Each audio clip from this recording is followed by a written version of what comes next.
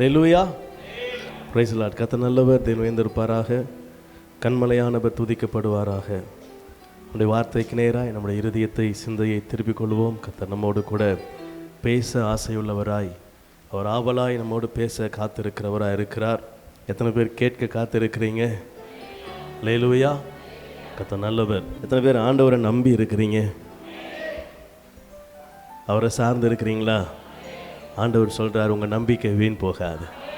ஆமென். இந்த நாளிலும் கர்த்தர் கொடுக்கிற ஆலோசனைக்கு நேராய் கடந்து செல்வோம்.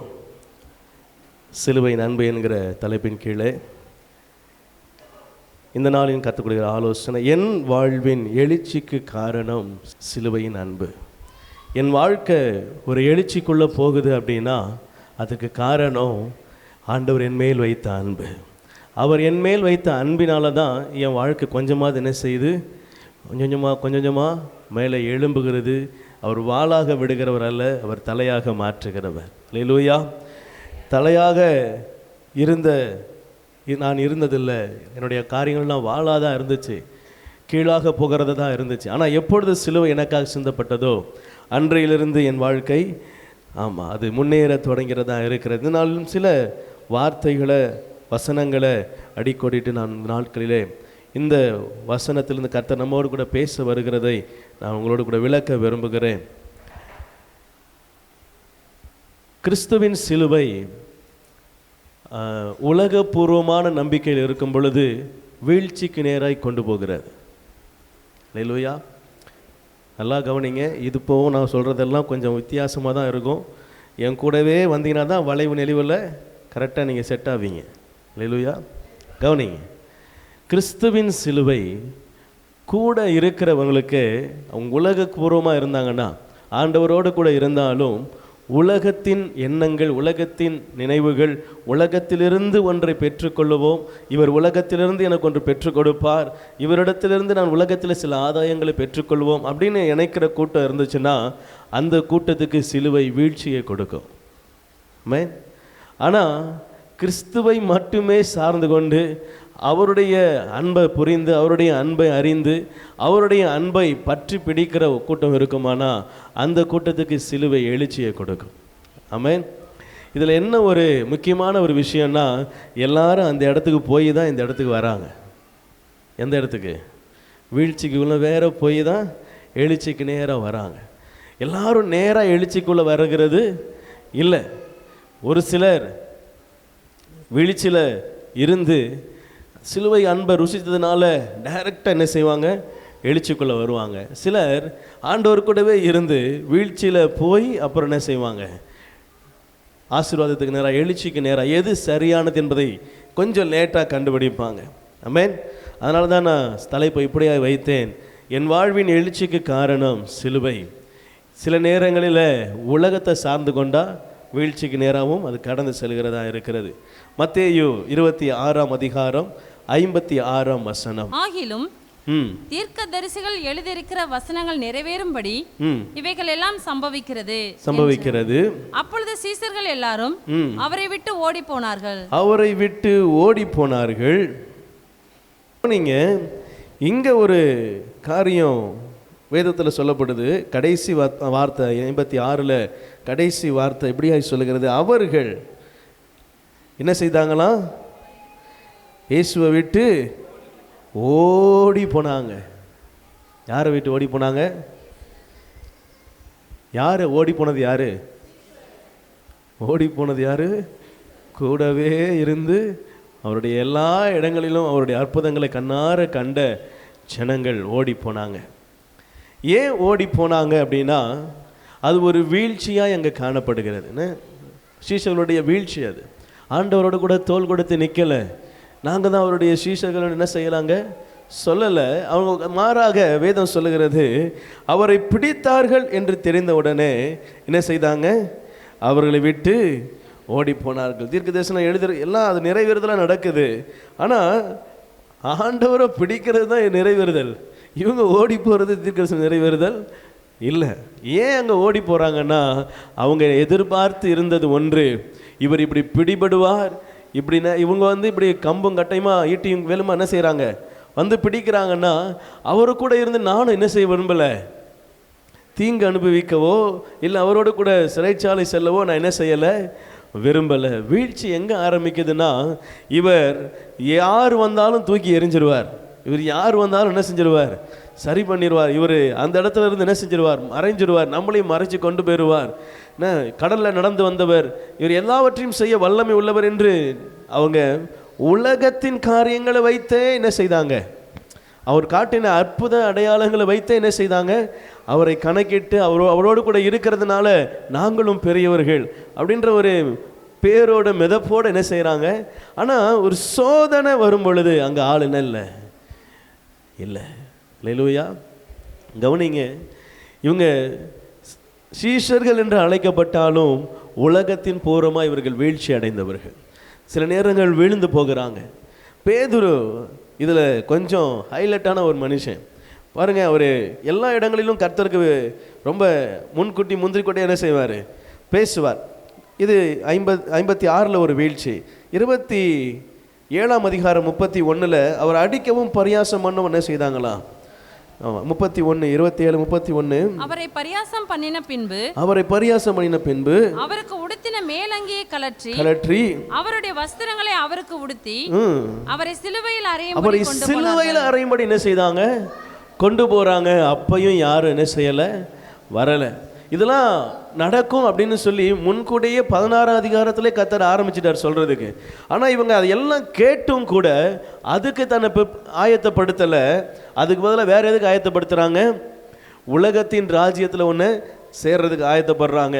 பாருங்கள், ஒருத்தர் வந்து சொல்லும் பொழுது, ஆண்டவரே நீரும் என்ன செய்கிறோம், ஒரு சிங்காசனத்தில் என்ன செஞ்சிடும், ஏறிடும், பின்னாடியே நாங்களும் என்ன செஞ்சிடறோம், லைனாக இது என்னமோ 60 அடி ராட்டின மாதிரி இவர் என்ன செய்கிறாரு, பின்னாடியே ஏற போகிறாராம்.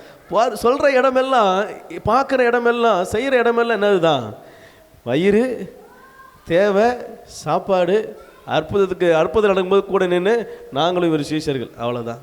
இவங்க இது வரைக்கும் 3.5 வருஷம் செஞ்சது என்னன்னா இதுதான். அல்லேலூயா. நான் அப்படியே சொல்லும்போது அவர் நம்மளே கொஞ்சம் யோசித்து பார்த்துக்கணும். ஆமென். நான் சீஷர்களை காட்டுறேன் அப்படின்னா அங்கே அந்த இடத்துல நம்ம இருந்தால் நம்ம என்ன செய்வோம், நம்ம எப்படி இருக்கிறோம் அப்படின்றத நம்ம ஆராய்ந்து பார்க்கணும். ஏன்னா சிலுவை என்ன கழுவ நான் ஒப்பு கொடுக்கணும். நல்லவராகவே கவனிங்க, அவங்க வீழ்ச்சி அடைந்ததற்கு காரணம் உலகத்தை ஆதாயம் எதிர்பார்த்ததுனால. அப்புறம் ஆண்டவரை அடிக்கிறாங்க, அவரை துன்பப்படுத்துகிறாங்க, அவரை சிலுவையில் அறையும்படியாக கொண்டு போகிறாங்க. முடிவு வரைக்கும் என்ன செய்யலை, ஒருத்தரும் வரல. இதில் ஒருத்தர் மட்டும் தூரத்தில் ஃபாலோ பண்ணுறார். யாரு? மத்தேயு 26:58 பேதுரு தூரத்தில் அவருக்கு பின் சென்று பிரதான ஆசாரியனுடைய அரண்மனை வரைக்கும் வந்து உள்ளே பிரவேசித்து முடிவை பார்க்கும்படி சேவகரோடு என்ன செய்யறானா, இவன் முடிவை என்ன நம்ம எதிர்பார்க்கிறான், ஆண்டவர் ஒரு அற்புதத்தை செஞ்சு என்ன செய்ய போறாரு, தப்பிச்சிட போறாரு. அல்லேலூயா. தப்பிக்கும் போது அவரை பிடிச்சிக்கிட்டு நானும் என்ன செய்யணும், கூட வந்து எல்லாரையும் போட்டு வெளுக்கணும். ஏன்னா ஏற்கனவே காதை அறுத்துட்டான். இன்னைக்கு கையில் பல பட்டையோட தான் வந்திருப்பான். எப்படியும் யாரையாவது ஒருத்தர் என்ன செய்யணும், எப்பறம் எங்கள் ஆண்டவர் மேலே கை. அல்லேலூயா. ஆமென். கவனிங்க, அவனுடைய எண்ணம்லாம் அப்படித்தான் இருக்கு. அவர் இப்போ என்ன செஞ்சிட மாட்டாரா, ஒரு அற்புதத்தை செஞ்சிட மாட்டாரா? இப்போ ஏன்னா அவர் காதை வெட்டும் போதே சொன்னார், நான் வேண்டிக் கொண்டா 12 லேகிகளுக்கு மேலே செய்யும் தூதர்கள் கூட்டம் இறங்கி வரும். ஒருத்தன் இல்லாதவருக்கு ஒருத்தர் எல்லாரும் என்ன சங்காரம் பண்ணுறதுக்கு தூதர்கள் வர முடியும். ஆனால் நான் செய்யலை. நீ ஏன் உன்னுடைய கத்தியை எடுக்கிற, உன் கத்தி என்ன செய்ய, உரையில் போடு. கத்தி எடுத்த உன் கத்தியால். ஆமாம், இந்த பழமொழி எங்கே எழுதுனது, வேதத்துலேருந்து வந்த பழமொழி. அல்லேலூயா. கத்தி எடுத்தவன் கத்தியால் சாவான்ற பழமொழி எங்கேருந்து வந்துருச்சு, 2000 வருஷத்துக்கு முன்னாடி எழுதின ஒரு பழமொழி. ஆமென். கர்த்தர் நல்லவர். கவனிங்க, ஆண்டவர் அவர் எப்படியாவது ஒரு அற்புதத்தை செஞ்சிட மாட்டாரா, அங்கே ஒரு மறுரூபம் ஆயிட மாட்டாரா? ஏன்னா மறுரூபமானதை பார்க்குறான், எலியாவை பார்க்குறான், அநேக காரியங்களை பார்க்கிறார். உடனே பேதுருடைய எண்ணெல்லாம் ஏன் அவர் கொஞ்சம் தூரத்துலையாவது ஃபாலோ பண்ணுறாரு. ஏன்னா இவர் அந்த 3 பேர் லிஸ்ட்டில் இருந்தால் யோவான், பேதுரு. ஏன்னா இவங்கெல்லாம் மலையில் போய் ஜெபிக்கும் பொழுது ஆண்டவருடைய மறுரூபத்தை பார்க்குறாங்க. கூடவே கப்பலில் போகிற இவங்க, நான் தண்ணியில் நடக்கணும் ஆண்டவரே, நீர் தேவனானால் நானும் என்ன செய்யணும், தண்ணியில் நடக்கணும். எல்லாவற்றிலும் எல்லாத்துலேயும் முந்தி ஓடுற ஆள்ல. அதனால தான் இவருக்கு ஒரு எண்ணம் இருக்குது, ஆண்டவர் எப்படியாவது ஒரு அற்புதத்தை பண்ணி, ஆமாம் இந்த உலகத்தில் இவங்ககிட்டலாம் தப்பிச்சிருவார், திருப்பி அவர் கூட நம்ம என்ன செஞ்சிருவோம். ஆமாம். அப்போவும் உலகத்தில் தான் என்ன செய்கிறான், அவருடைய இருதயம் இருக்குது. இந்த உலகத்தில் இவங்க கண்ணுகளுக்கெல்லாம் முன்னாடி நம்ம என்ன செஞ்சிடணும், ஆண்டவர் கூட அப்படியே இன்னும் பெரிய ஆளாக உயர்ந்துடணும். இதெல்லாம் அவருடைய யோசனையாக இருக்குது.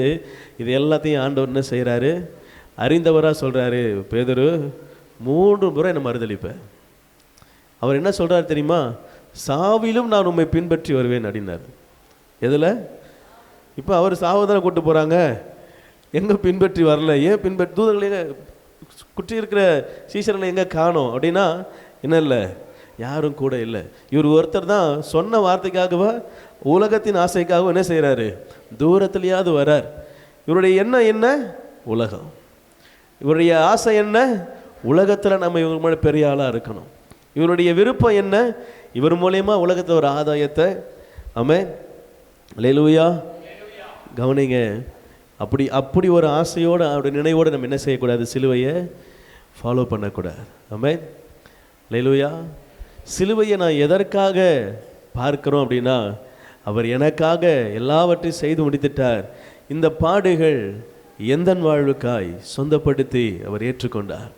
இந்த பாடுகளை அனுபவித்ததுக்கு காரணம், நான் அந்த இடத்துல இல்லாமல் என்ன அங்கிருந்து விலக்கிட்டு அவர் என்னுடைய இடத்துல என்ன செய்கிறார், ஏறி நிற்கிறவராக இருக்கிறார். அப்போ அவர் என்ன சொல்ல வராரு, நான் இந்த உலகத்தில் உன்னை மீட்பதற்கு காரணம் என்னோடு கூட சேர்ப்பதற்காக தான். மீண்டும் இந்த உலகத்தில் உன்னை பெரிய ஆளாக உயர்த்துறதுக்காக அல்ல, இந்த உலகத்தின் அதிகாரங்களுக்கு நேராக உன்னை கொண்டு போகிறதுக்கு அல்ல, இந்த உலகத்தின் மண்ணிலிருந்து ஒரு ஆசீர்வாதத்தை நீ எடுக்கிறதுக்காக அல்ல, பரலோக வாழ்வுக்கு நேராய் நீ தகுதி உள்ளவனாய் மாறும்படியாய், இந்த உலகத்திலே வாழுகிற நாட்களிலே கர்த்தருக்கு பிரியமாய் வாழும்படியாய், பாவத்திலே மரித்து பாவத்திலே வாழ்ந்து பாவத்திலே மரிக்கிறதுக்காக அல்ல, பாவத்தில் ஒருவேளை உழன்ற நீ சுத்தமாக்கப்பட்டு இரத்தத்தினால கழுவப்பட்டு அந்த பரிசுத்த ஸ்தலத்துக்கு நேராய், ராஜ்யத்துக்கு நேராய், ஜீவனுள்ளோர் தேசத்துக்கு நேராய் வர வேண்டும் என்பதற்காகவே சிலுவை உங்களுக்காக எனக்காக இரத்தம் சிந்தப்பட்டது. அல்லேலூயா, ஆமென். ஆகவே நம்ம இருதயம் எப்படி இருக்கணும்னா, ஆண்டவரை மட்டும்தான் நோக்கி இருக்கணும். இந்த உலகத்தில் நமக்கு ஆசீர்வாதங்கள் தேவையா, தேவைதான். பணம் தேவையா, தேவைதான். பொருள் தேவையா, தேவைதான். இது எல்லாம் தேவையா, தேவைதான். ஆனால் தேவைக்கு ஏற்றாற் போல் கர்த்தர் என்ன செய்வதை, அதினதின் காலங்களில் அதினதின் காரியங்களை நேர்த்தியாய் அவர் செய்கிற கர்த்தர், அவர் எல்லாவற்றையும் நேர்த்தியாய் செய்வார். நாம் என்ன செய்யணும், சிலுவையை நோக்கி அவருடைய சிந்தை இருக்கணும். ஆமென். அவர் எதற்காக சிலுவை சுமந்தார்? இந்த சிகிச்சைகள் கூடவே இருந்தும் கூட உலகபூர்வமாகவே வந்துட்டாங்க. அவங்க எப்போ மறுரூபம் ஆகுறாங்க தெரியுமா, கிறிஸ்து உயிரோடு எழுந்து தோமா தன் கையை உள்ளே விட்டு பார்த்து, அதுக்கப்புறம் அவர் காட்சி கொடுத்து, அப்புறம் அவர் அப்பம் புசிச்சு, இவ்வளவு காரியங்களும் எழுந்தும் கூட என்ன செய்ய வேண்டியிருக்கு, அவங்களுக்கு உட்காந்து ஒன்று ஒன்றா சொல்ல வேண்டியிருக்கு. சொன்னதுக்கு அப்புறம்தான் அவங்க இருதயம் என்ன செய்யுதான், பற்றி எரியுதான். அதுக்கப்புறம் தான் என்ன செய்கிறாங்க, ஆமாம், அவள் பரமேறி போனதுக்கு பிற்பாடு கூட என்ன செய்கிறான், பயந்து தான் அப்புறம் மேல் வீட்டு அறையில் கூடி, அதுக்கப்புறம் ஆண்டவர் அபிஷேகத்தை கொடுத்து ஒவ்வொரு காரியங்களையும் கர்த்தர் அவருடைய சீஷர்களை கொண்டு வர்றதுக்கு அவர் பட்ட பாடு. அல்லேலூயா, ஆமென். நம்மளை கொண்டு வர்றது கூட அவர் படுற பாடு இருக்கு. இதை செய்யினா அதை செய்யாமல் ஆப்போசிட்டில் கரெக்டாக என்ன செய்வோம். யோனாவின் அபிஷேகத்தை பெற்ற இவர் கூட்டம் யார் என்றால், அது யூதர் கூட்டம், அது கிறிஸ்தவ கூட்டம், அது இஸ்ரவேல் கூட்டம். ஆமென். செய்யாத அப்படின்னா நேராக போய் தொட்டுட்டு, ஆண்டவரே செஞ்சிட்டேன். ஆண்டவர் அப்புறம் என்ன செய்வார், மீனை விட்டு கையை கடிக்க வைப்பார். ஓ திருப்பி ஓ. கவனிங்க, நம்ம இருதயம் என்ன காரியங்களை யோசிக்கிறது. என்னுடைய எழுச்சிக்கு காரணம் என்னன்னா சிலுவை தான். அந்த சிலுவையை வச்சுக்கிட்டு நம்ம என்ன செய்யக்கூடாது, உலகத்தையே தேடக்கூடாது. சிலுவையை வச்சுக்கிட்டு ஆண்டவரை, அதாவது மேலானவைகளை நாடணும், மேலானவைகளை தேடணும். மேலே போகிறதுக்கு ஃப்ளைட்டுக்கு டிக்கெட் எடுத்துகிட்டு போய் ஏரோப்ளைனில் டிக்கெட் எடுத்துகிட்டு யாராவது போய் ட்ரெயினில் பஸ்ஸில் ஏறுவீங்களா? எடுத்த டிக்கெட் எங்கே? ஃப்ளைட்டுக்கு டிக்கெட் எடுத்துகிட்டு இங்கே போய் எப்பா இந்த ஆட்டோ எடு அப்படின்னா எடுப்பானா அவன்? பஸ்ஸில் கொடுத்தா ஒத்துப்பாங்களா? ரெயில்வேயா? நீங்கள் பஸ்ஸில் வாங்குற காசை விட அது காஸ்ட்லியான டிக்கெட் தான், ஆனாலும் பஸ்ஸில் செல்லுபடியாக. ஆமே, நீங்கள் எல்லாம் ஃப்ளைட்டில் போகிறதுக்காக டிக்கெட் எடுத்துருக்கிறீங்க. ஆமே, ஏன்னா டிக்கெட்டு மேலே எடுத்துகிட்டு நான் போய் பஸ்ஸில் என்ன செய்ய முடியாது, ஏற முடியாது. ஏறினா இறக்கி விட்டுருவான். சில நேரங்களில் பாதியில் கூட நிப்பாடி என்ன செய்வான், கேட்டுக்கிற அந்த அந்த அதாவது அதை வாங்கி இதை பார்த்து இதை நிதானித்து அப்படின்னா உன்னை பைத்தியம் முடிவு பண்ணிடுவான். ஹல்லேலூயா. அவன் பார்க்காத வரைக்கும் பிரச்சனை இல்லை. கண்டக்டர் வாங்கி டிக்கெட்டை பார்த்துட்டான், அப்பா நீ எங்கே எடுத்துகிட்டு எங்கே ஏறி இருக்க, உனக்கு நல்லா மூளை வேலை செய்தா அப்படின்னு செய்வான். இப்போ நம்மளும் ஆண்டவர்கிட்ட டிக்கெட் எடுத்தாச்சு, ஆண்டவர்கிட்ட ஞானஸ்நானம் வாங்கியாச்சு, மேலான விலை நாடுறதுக்கு உண்டான எல்லா கிருபை வரம் அபிஷேகம் தாளந்து எல்லாம் வாங்கியாச்சு. இதை வச்சுக்கிட்டு என்ன செய்யக்கூடாது, உலகத்தில் மாவரைக்க. ஹல்லேலூயா. சிம்சோன் அந்த வேலை தான் பார்த்தான். வாங்கினதெல்லாம் பரிசுத்த ஆவியானுடைய கிருபையை மேலேருந்து வாங்குறது, மாவரைக்கிறது எங்கே, கீழே. கடைசியில் ஒரே அடியாக மாவரைக்க என்ன செஞ்சார், போயிட்டான். காரியம் வேஸ்ட்டு, அவனுடைய அபிஷேகம் வேஸ்ட்டு, அவனுடைய கிருபை வேஸ்ட்டு, அவன் ஒரு தாடை எலும்ப வச்சு 1000 பேரை கொன்னது வேஸ்ட்டு, ஒரே நேரத்தில் 300 நரியை பிடிச்சி வாழை பொருத்தி கொளுத்தி விட்டது எல்லாம் வேஸ்ட், மொத்தமும் டோட்டல் வேஸ்ட். ஏன் வேஸ்ட்னா அவனுடைய கிருபையை அவன் என்ன செஞ்சிட்டான், மறந்து போயிட்டான். அவனுடைய அபிஷேகத்தை மறந்து போயிட்டான். அவன் மேலே கத்த வச்சிருந்த திட்டத்தை மறந்து போயிட்டான்.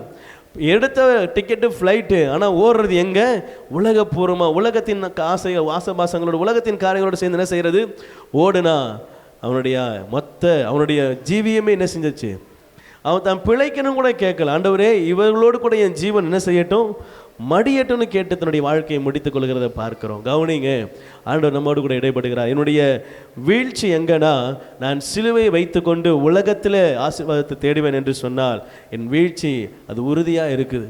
நான் சிலுவையை வைத்துக்கொண்டு சிலுவையின் இரத்தத்தை பெற்ற நான், அது இரத்தத்தை அடையாளமாய் பெற்ற நான் மேலானவைகளை நாடுவேன் என்று சொன்னால் இவைகளிலும் எனக்கு ஆசீர்வாதம் உண்டு, அங்கேயும் எனக்கு ஆசீர்வாதம் உண்டு.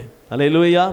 தேவையானது எதுவோ அதை என்ன செய்து கொள்ளுங்க, பிடித்துக்கொள்ள உங்கள் இருதயத்தில் முடிவு எடுத்துக்கொள்ளுங்க. மற்ற உலக காரியங்களை சேர்ந்து என்ன செய்யக்கூடாது, ஆமாம் குழப்பக்கூடாது. ஒன்றோடு ஒன்று கலக்கும் என்று சொன்னால் அது கலப்படமாகி போகும், அதுலேயும் கர்த்தர் பிரியப்படுகிறவர் அல்ல. அல்லேலூயா. இங்கே பேதுரு, ஆனால் பேதுரு ஒரு இதில் பாராட்டணும். என்னென்னா மனங்கசந்து அழுது என்ன செஞ்சிட்டாரு, மன்னிப்பு கேட்டார். இங்கே இன்னொரு மனுஷன் இருக்கிறார், யூதாஸ் காரியோத்து. அவரும் ஆண்டவர் கூட இருந்த சீசன் தான்.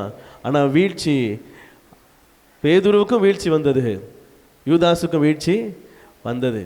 சிலுவையில் நான் ஆசீர்வாதத்தை தேடாமல் உலகத்தில் தேடிட்டேனே அப்படின்னு மனங்கசந்து அழுதவன் மீண்டுமா வீழ்ச்சியை விட்டு எழுந்து மீழ்ச்சிக்கு நேரம் என்ன செஞ்சிட்டான், எழுச்சிக்கு நேரம் வந்துட்டான்.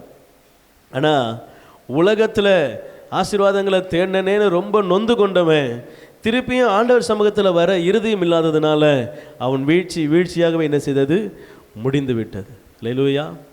அவன் எழுந்திருக்கலாம் அப்படின்னு நினைக்க கூட என்ன செய்யலை. அவன் இறுதியும் வாதிக்கப்பட்டது உண்மைதான். அவன் போய் தேவாலயத்தில் 30 வெள்ளிக்காசை எரிந்து விட்டு போய் என்ன செஞ்சானா, ஆமாம் மரித்து போனான். இதே மனங்கசப்பு தான் பேதுருவுக்கும். ஆனால் அழுது புலம்பி ஆண்டவர் சமூகத்தில் என்ன செஞ்சிட்டான், தன்னை ஒப்பு கொடுத்து விட்டு கொடுத்து மீண்டுமாய் ஆண்டவருடைய பிள்ளையாய் மாறிவிட்டான். அல்லேலூயா. ஒருவேளை நம்ம ஆண்டவருடைய பிள்ளைகளாக இருந்து ஆண்டவரால் ரட்சிக்கப்பட்டு அபிஷேகம் பண்ணப்பட்டு கிருபையை பெற்று ஆண்டவருடைய ஆசீர்வாதங்களினால அநேக காரியங்களை உலகப்பூர்வமான ஆசீர்வாதங்களை பெற்றுக்கொண்டு ஆண்டவரிடத்தில் என்ன சேராதபடி மீண்டும் உலகத்தில் நம்ம ஆசீர்வாதங்களை தேடுவோமானா ஆண்டவர் சொல்கிறார், இந்த நாளிலே மனம் திரும்புங்கள். ஆமென். நம்ம பார்க்குற வேலையாக இருக்கலாம், நம்முடைய காரியங்களாக இருக்கலாம், நம்முடைய என்ன காரியங்களாக இருக்கட்டுமே, இந்த உலகத்திலிருந்து பெற்றுக்கொண்டு நீங்கள் எல்லாமே பரத்திலிருந்து கர்த்தர் உங்களுக்கு கொடுத்த ஆசீர்வாதம் தான். இந்த ஆசீர்வாதத்தை பெற்றுக்கொண்ட நாம் இதிலேயே என்ன செய்யக்கூடாது, கண் வைத்து கொண்டு இருக்கக்கூடாது. இந்த ஆசீர்வாதங்கள் மேலே என்ன செய்யக்கூடாது, நினைவாக இருக்கக்கூடாது. இந்த ஆசீர்வாதம் மாறும். ஆமென். இந்த உலகத்திற்குரிய ஆசீர்வாதங்கள் மாறும், மறையும், அது திருப்பு முனையாகும். அவர் ஒரு நாள் இருக்கும், ஒரு நாள் இல்லாமல் போகும். ஆனால் ஆண்டவருடைய ஆசீர்வாதம் அப்படி கிடையாது.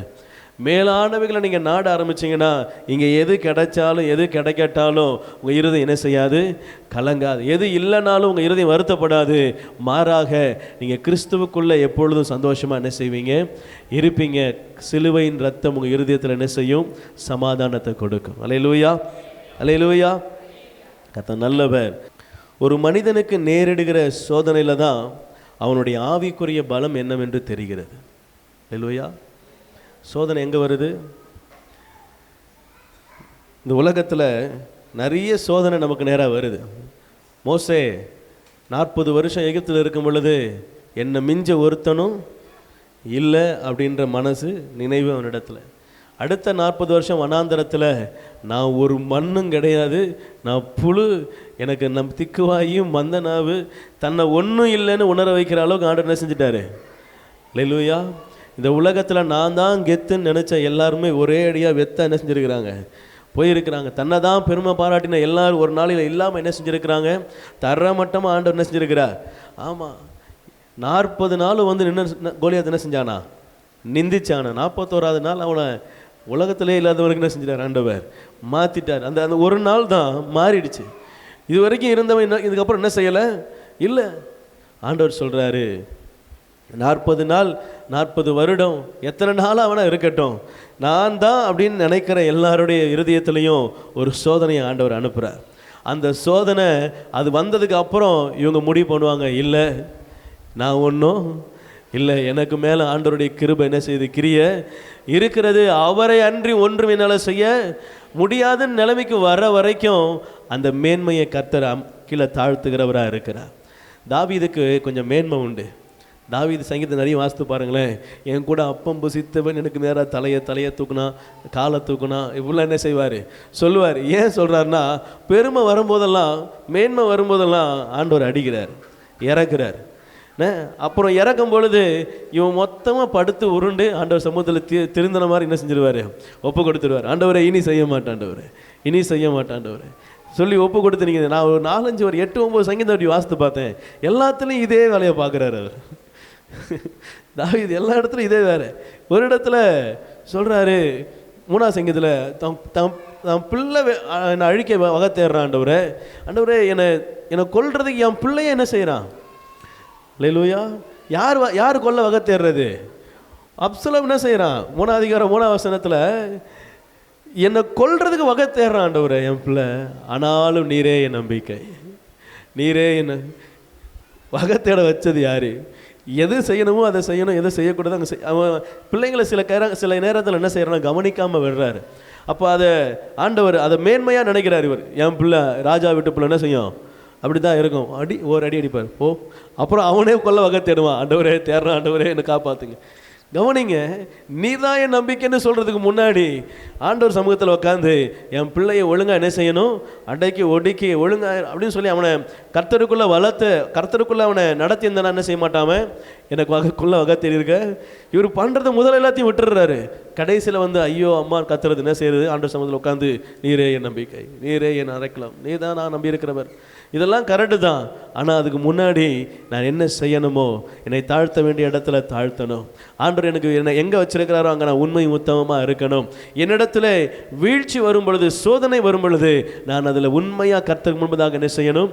ஆமாம், யோபு தன்னுடைய காரியங்கள் எல்லாவற்றையும் நேர்மையாய் காத்து கொண்டார். கர்த்தருடைய இரட்டத்தனையாய் ஆசீர்வதித்தார். நீங்களும் நானும் ஆண்டவர் சமூகத்தில் சிலுவையின் முன்பதாக நிற்கிறோம், சிலுவை நிழலுக்குள்ளே இருக்கிறோம். உங்களுக்கும் எனக்கு இந்த உலகத்தில் சோதனை வருவது சாதாரணமான விஷயம். ஆனால் அந்த சோதனையில் நம்ம ஜெயிக்கணும். அல்லேலூயா. சோதனையில் உங்களுக்கு எவ்வளோ பெரிய சோதனை வந்தாலும் அந்த சோதனை நீங்கள் சகிக்க, அது ஆண்டருக்குள்ளாக உங்களோட அது ஆண்டருடைய கிருபையினால் பலத்தினால் அதை நீங்கள் மாற்ற, உங்களுக்குள்ளே நீங்கள் இருக்கிற ஆவிக்குரிய வரங்களை வச்சு என்ன செய்யணும், அதோடு கூட என்ன செய்யணும், சகித்து நிற்கணும். அல்லேலூயா. சோதனை வந்து தாக்கின உடனே ஐயோ அம்மா என்ன செஞ்சிடக்கூடாது, கீழே படுத்துடக்கூடாது. உடனே அதில் ஜெயம் எடுக்கிறதுக்கு என்ன வழி, ஆண்டவர் என்ன சொல்லியிருக்கிறார். ஆமென். என்னிடத்துல ஒரு சோதனை தாக்கும் பொழுது, இப்போ 40 வருஷம் அவனுடைய வாழ்க்கை, ராஜ வாழ்க்கை, மோசையோட வாழ்க்கை. ஆனால் அடுத்த 40 வருஷம் அப்படியே என்ன செய்கிறார், ஒரே நாளில் மாதிரி கீழே இறங்குறார், வனாந்தரத்துக்கு நேராக போகிறார். அவருடைய வாழ்க்கை மாறிடுச்சு. ஆனால் என்ன செய்யலை, அவனுடைய தீய பழக்கங்கள் என்ன செய்யலை, வளரலை. ஆண்டவருக்குள்ளே தான் இருக்கிறார், அமைதியாக இருக்கிறார். நான் உண்டு தான் வேலை உண்டு, நேர்மையானது உண்மையானது மட்டும் என்ன செய்கிறாரு, செய்து கொண்டே வருகிறார். அவர் 40வது வருஷம் முடியும் போது கர்த்தர் அவனோட பேசுகிறாரு, நான் உன்னை தெரிந்து கொண்டேன், நான் உன்னையோடு கூட இருப்பேன், உன் நாவோடு கூட இருப்பேன் சொன்ன உடனே தன்னை தாழ்த்துறார். இதுவே எகிப்தில் இருக்கும்போது சொல்லியிருந்தா, ஒரு சோதனையை அனுப்புனதுக்கு அப்புறம் தான் அந்த தாழ்மை என்ன செய்யுது, வருது. அந்த சோதனை வந்ததுக்கு அப்புறம் தான் நமக்கு பக்குவம் என்ன செய்யுது, வருது. அல்லேலூயா. கர்த்தர் நல்லவர். என்னுடைய ஆவிக்குரிய பலத்தை சோதிக்கிறது. ஆண்டவருடைய சில சோதனை அனுபவிக்கும் போது அந்த சோதனையை நான் சகிக்கும் பொழுது நான் அதில் ஆவிக்குரிய பலத்தை என்னை நானே நிதானித்து கொள்ள முடியும். நான் ஆவிக்குரிய பலத்தில் வளரும்படியாக அந்த சோதனை எனக்கு வருகிறது. நான் அதில் என்னை ஒப்பு கொடுப்பேன் என்று சொன்னால் ஆண்டவர் சொல்கிறாரு, என் வீழ்ச்சியை அவர் எழுச்சியாய் மாற்ற போதுமானவர். ஆமென். இங்கே வந்திருக்கிற நீங்கள் எல்லாருமே வீழ்ச்சி அடையாதவர்கள் என்று சொன்னால் அல்லேலூயா சொல்லுங்கள். நான் வீழ்ச்சியே அடைஞ்சது இல்லை, நான் விழுந்ததே இல்லை, பாவம் செய்ததே இல்லை அப்படின்னு சொல்கிறீங்களே. பொய் சொன்னால் கூட என்னது தானா?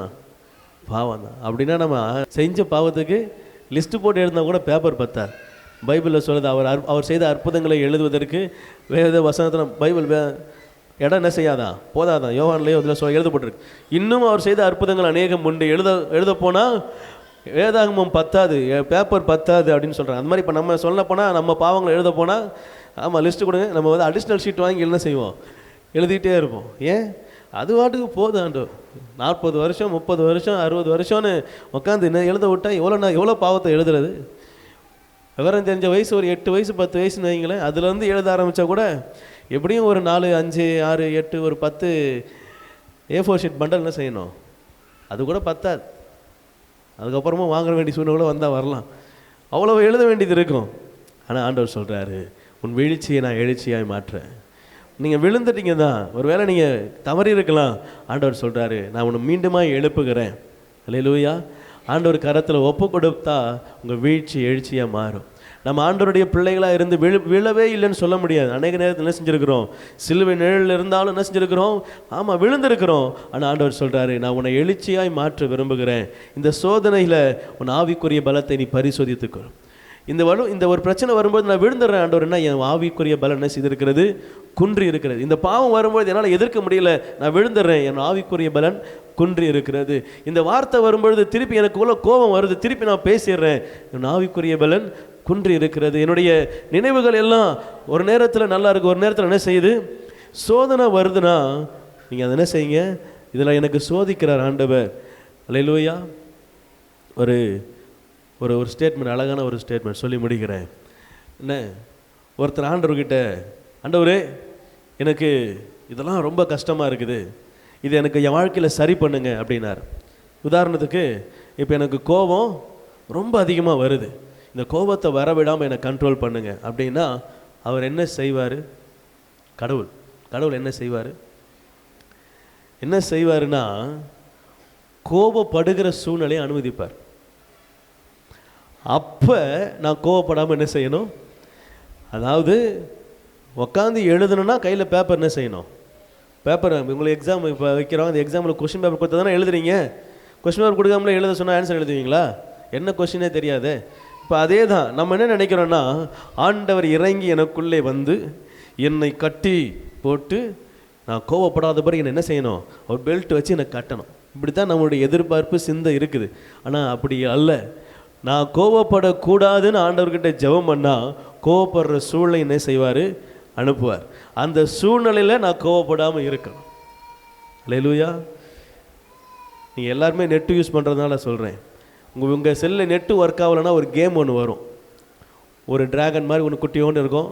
அதை நீங்கள் நெட்டு வர வரைக்கும் யூஸ் பண்ணி விளையாண்டுக்கலாம். அம்மி குட்டிங்கன்னா குதிச்சு போவோம். ஒரு அந்த என்ன செடி, அது முள்ளு செடி, ஏதோ ஒரு சப்பாத்தி கல்லி, அந்த முள்ளு செடி என்ன செய்யும், வரும் பொழுது நீங்கள் தாவணும். இது ஒரு கேம். பிரச்சனை வரும்பொழுது என்ன செய்யணும், தாவணும். இல்லை நான் வந்து அப்படின்னா நேரம் மூஞ்சி நேரம் குத்தி அவுட், முடிஞ்சிச்சின்னு வந்துடும், கேம் ஓவர்னு வந்துடும். இதே தான் ஆண்டவர் இப்போ செய்கிறார். உங்களுக்கு பிரச்சனைன்னு சொல்கிறீங்க, ஆண்டவர்கிட்ட போய் எனக்கு இது பிரச்சனை, இது ப்ராப்ளம்னு சொல்கிறீங்க, இல்லை இது கஷ்டமாக இருக்குது சொல்கிறீங்க, இதில் தான் வெளியே வரணும்னு சொல்கிறீங்க அப்படின்னா திருப்பியும் அதே பிரச்சனையை தான் அனுப்புவார். அல்லேலூயா. என்ன ஆண்டவரே இதுலேருந்து வெளியே வரணுங்கிற திருப்பியும் அதையே கொண்டு வந்து நிப்பாட்டுறீங்கன்னா, அதுலேருந்து வெளியே வரணுன்றதுக்காக தான் அதையே கொண்டு வந்து நிப்பாட்டுறேன். நீ என்ன செய்யணும், என்கிட்ட கிருபை கேட்டல, கிருபையை கொடுத்துட்டேன், இப்போ என்ன செய். நான் இது வரைக்கும் நீங்கள் கேள்விப்படாமல் இருந்திருக்கலாம், நிறைய வாட்டி கேள்விப்பட்டிருப்பீங்க, கேள்விப்படாமல் இருக்கலாம். இப்போ கேள்விப்படுறீங்கல்ல, பிரச்சனை வரக்கூடாதுன்னு ஜெபம் பண்ணீங்கன்னா பிரச்சனை வரும். அந்த பிரச்சனையை நீங்கள் என்ன செய்யணும், சகிக்க வேண்டும். அல்லேலூயா. கோபம் படக்கூடாதுன்னு சொன்னீங்கன்னா கோபப்படுறது கொண்டு ஆளை நேராக கொண்டு வந்து நிப்பாட்டுவார். அந்த ஆள் கோபப்படுற மாதிரியே தான் பேசும். என்ன செய்யக்கூடாது,